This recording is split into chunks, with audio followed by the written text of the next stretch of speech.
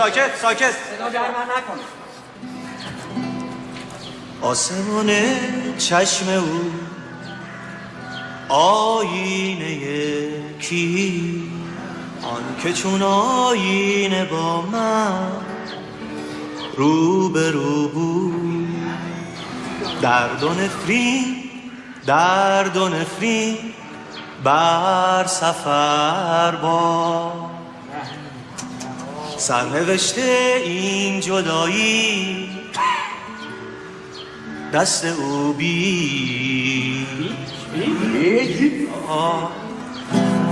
گریه نوکن که سرنوشت گر مرا از تو جدا وکه